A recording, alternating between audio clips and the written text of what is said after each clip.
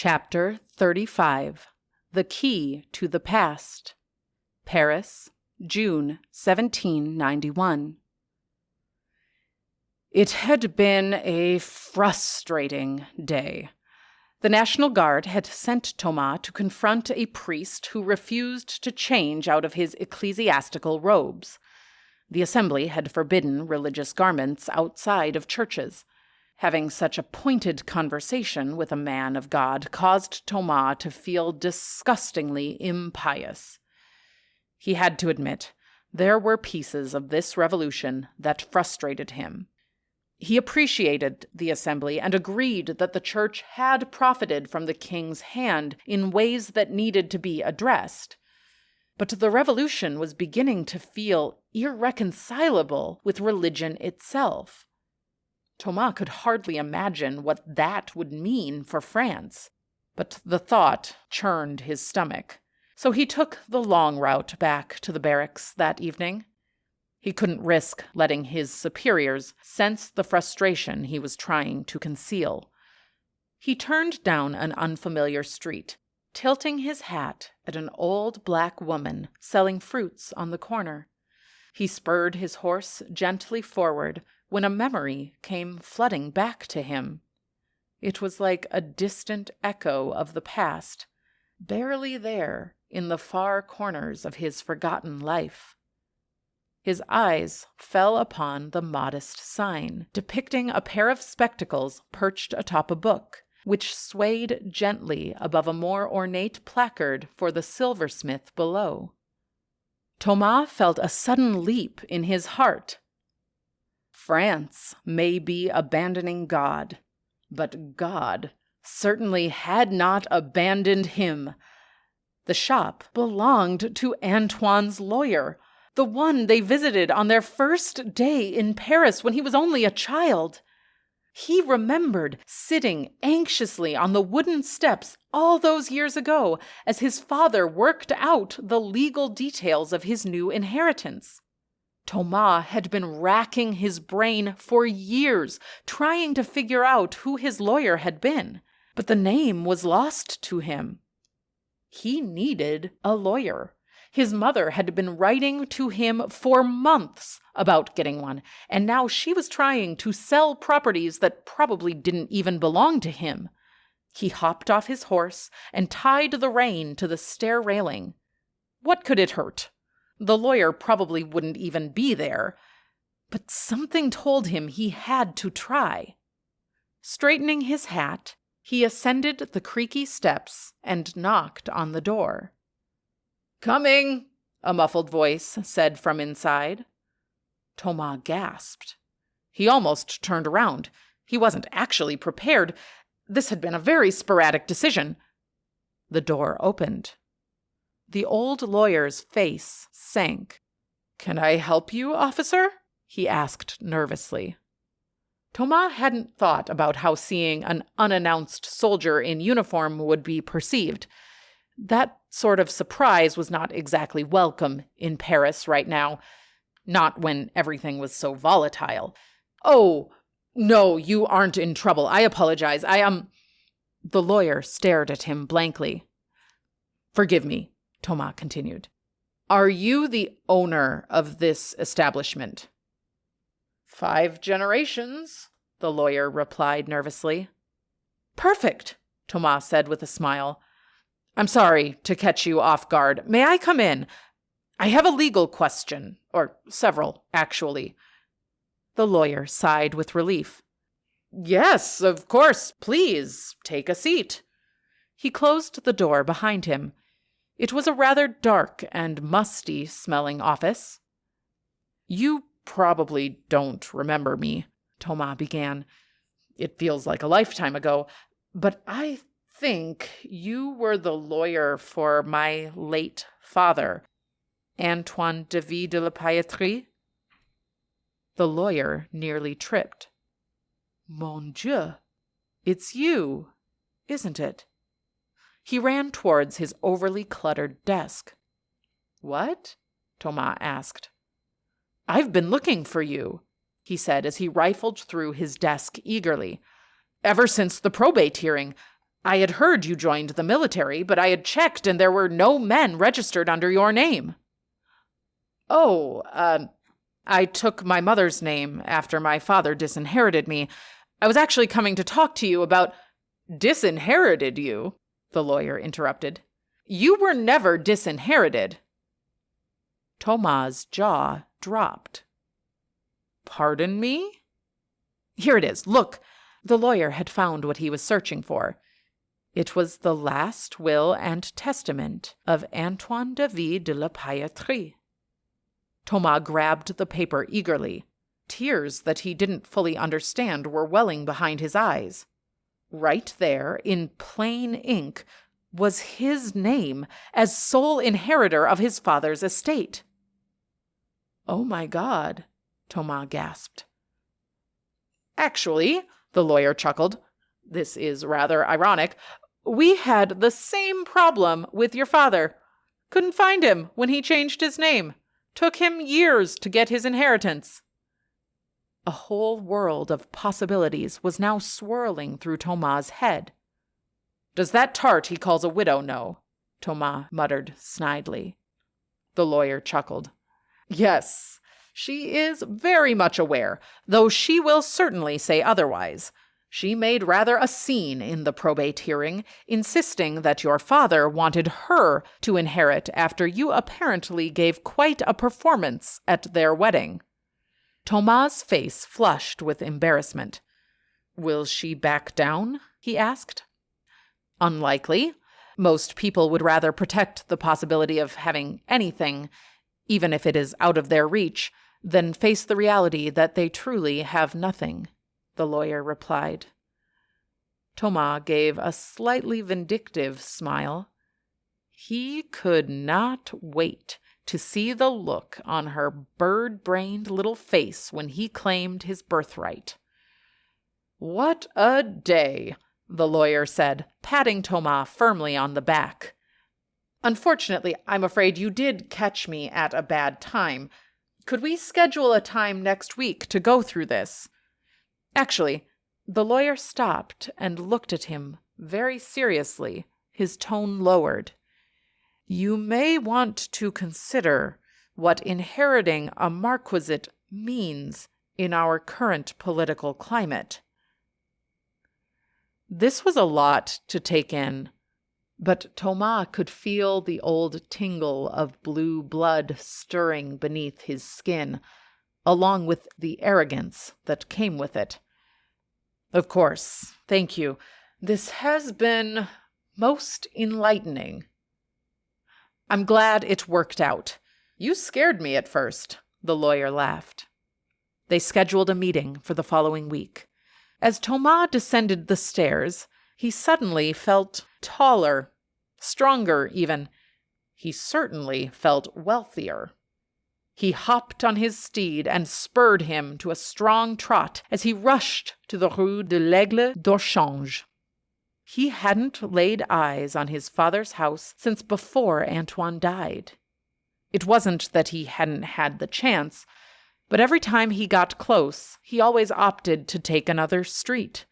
He preferred not to wrestle with those memories, but reality had just reshaped itself, and Thomas felt emboldened now. There the house stood, in all of its cramped, majestic glory. It took a few minutes as Thomas paced in front of the door until it cracked open. Monsieur Thomas, is that really you? Le Pot! Thomas smiled and hugged the old butler.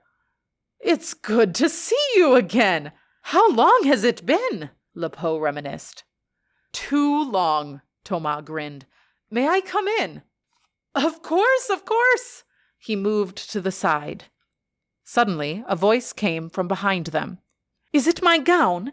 I've been waiting all week for the— Marie Retou walked to the door and stopped dead in her tracks. What are you doing here? She snapped. Thomas looked her dead in the eyes. I'm here to claim what is rightfully mine. Le Pot, fetch the gendarme, she said flatly. But, madame, Get the police now, she repeated firmly. Lepeau bowed, grabbing Thomas on the shoulder warmly as he passed. Then he walked out the door, his head lowered solemnly. This isn't your home anymore. I saw my father's will, Thomas sneered at the young widow. You'll have to pry this house from my cold, dead hands, Thomas, she scoffed. You lost this property when you refused to acknowledge our marriage. Your wedding was an affront to God, Thomas shot back. My mother is alive. That alone makes your marriage void. But that is irrelevant now. You are not his inheritor. I am. Go back to the army, Thomas. Paris isn't meant for people like you, she said angrily.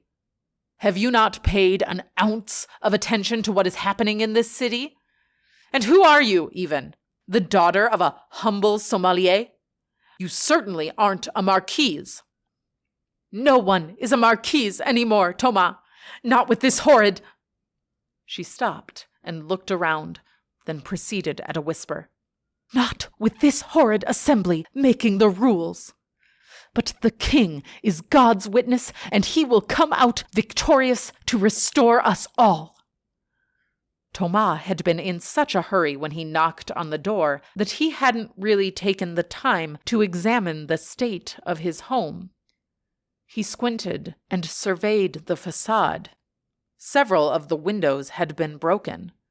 He didn't know why it hadn't occurred to him earlier, but even his home would not have been spared from the revolutionaries and their fight against the nobility. Look, Marie, he sighed. This can all be settled in court, but today I need to get into my father's study, and I am not leaving until I do. He pushed past her, and she fell dramatically in the doorway and let out a shrill scream like the shriek of a barn owl trapped in a stable. A neighbor paused on the street and peered inside, but Thomas didn't stop to explain. He marched toward the study. Audie's papers had to be inside. He opened the door slowly. The memory of the last time he stood there gave him pause. It looked nearly the same, though dust now blanketed every surface and cobwebs clung to the inkwell on the desk. He scanned the room. He didn't have long. He knew the gendarmes were on their way, and getting arrested would surely ruin his chances of becoming a sergeant for Marie-Louise. The walls were lined with books, many stuffed with stray papers and contracts. His father had never been particularly organized, though you wouldn't know it at a glance. The desk looked tidy, the shelves arranged, but open a drawer and chaos reigned. Thomas pulled the brass knob on the largest drawer. As expected, it was crammed with parchment, receipts, legal notes, and ledgers, jumbled together without sense or system. There was no time to sort any of it. He looked for a satchel or a box. Nothing. So he yanked the whole drawer free and began stuffing it with every scrap of paper he could find, letting documents spill over the edges. Even then, he'd barely made a dent in the trove hidden in the room. From beyond the door, voices rose in alarm. Marie Retu was frantically leading the gendarme toward him. He was out of time. His fingers brushed the pistol at his hip, but he caught himself. This was not a soldier's mission. Arrêtez, monsieur, one of the officers barked, bursting into the study. They stopped short, seeing Thomas attired in his full military uniform. Are you here in an official capacity? One asked warily. Thomas slowly held up his hands. Gentlemen, he said slowly, there's been a misunderstanding. This is my father's house. I am only here to gather a few things, and I will be on my way. Like elites, one of the officers shouted, pushing past the other two. The man tells the truth, Lepeau's voice came from behind them. Please, do not bring violence here. One of the officers turned to Lepeau. "Who is this man? You told us there was a dispute between the old Marquis's wife and his son. This man certainly cannot be—" "Do not let appearances confuse you. This is Thomas Alexandre David de la Pailletterie, son of the late owner of this house. I swear it on my honor." The officers exchanged glances. "Forgive my intrusion, gentlemen," Thomas said with a polite but cautious bow. "No!" Marie Retu wailed. "This man is a liar! He was disinherited!" "Shut up, madame! No one asked you," one of the officers snarled. "So, this is his house?" another asked, still uncertain. "No. Well, the will says— but—" Marie Retu stammered defensively. "Gentlemen," Thomas said firmly, "I am a corporal in the National Guard, direct aide-de-camp to General Lafayette. Please, I will settle most of this in court. I only ask for leave to gather some documents." "I've never seen this man here before," one of the officers said. "I patrol this street every day. I would know if I had seen this man here before. He stands out." The officers looked at each other. Then their leader stepped forward. "This appears to be out of our jurisdiction. Sir, you must leave the premises. I won't arrest you as a member wearing the colors, provided you go quietly. Speak to your lawyer and settle this there. We have far bigger problems in Paris than the petty squabbles of former nobility over the money and properties they stole from the hard-working men of Paris." Thomas turned to Lepeau. "I can't have her ruining the contents of this study until I get access to it. There is a paper I must find. Lives depend on it." Lepeau smiled. "I have the key, sir." "No!" Marie wailed. "He has no right. This is my house. I demand you arrest him. Do your job, you useless—" She moved within inches of one of the officers' faces, staring up at him in fury. It was a near insult that the gendarme had no patience for. To Thomas' shock, the officer raised his arm and struck her hard across the face. She stumbled to the ground in shock and pain. For a moment, Thomas almost felt bad about it. "Everyone out!" the leader bellowed.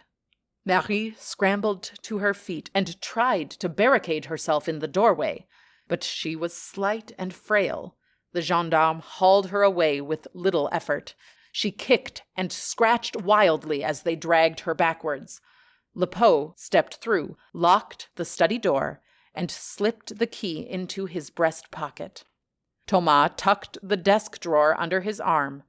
The officers glanced at it, but didn't seem to be interested in fighting him about the relatively small pile of papers he was holding in his possibly stolen piece of furniture. "You're fired, Lepeau!" Marie yelled, thrashing behind one of the officers who held her back as she scratched at his face. "I never want to see your face again!" "I was rather hoping you'd say that," Lepeau replied gleefully. "I feel quite ready for a fresh start.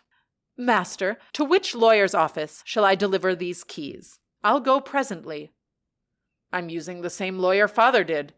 That's how I found out." "I know the man," Lepeau said warmly. "Officers, thank you for your time. We'll be on our way." Thomas let out a long breath and followed him to the front door. Marie lunged again, trying to grab the drawer from under his arm, but the officers restrained her. She screamed insults as the door closed behind them. "I don't know how to thank you," Thomas said once they stepped outside.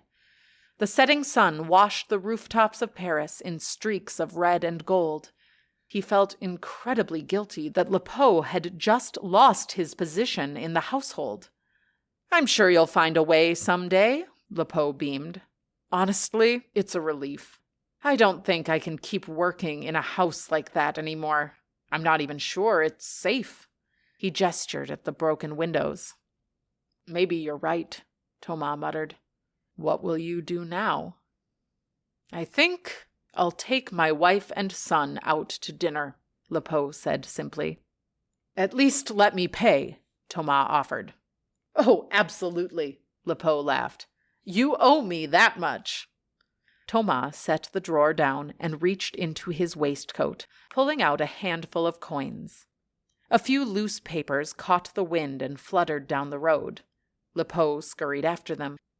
"Getting these home is going to be complicated," Thomas chuckled as he stuffed the rescued papers back in place.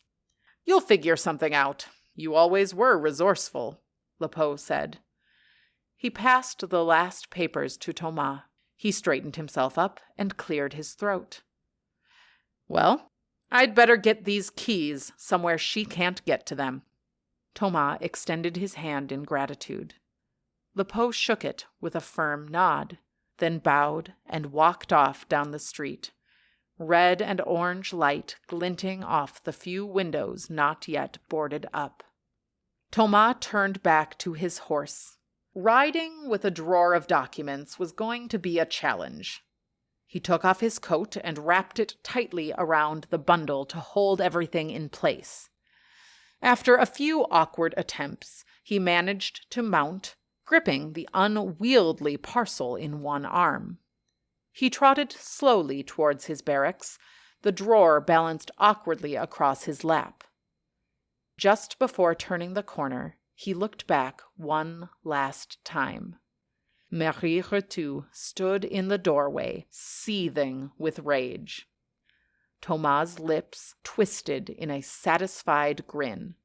With all the arrogance of old blood and new victory, he tipped his hat at the wine grower's daughter and spurred his horse like a marquis.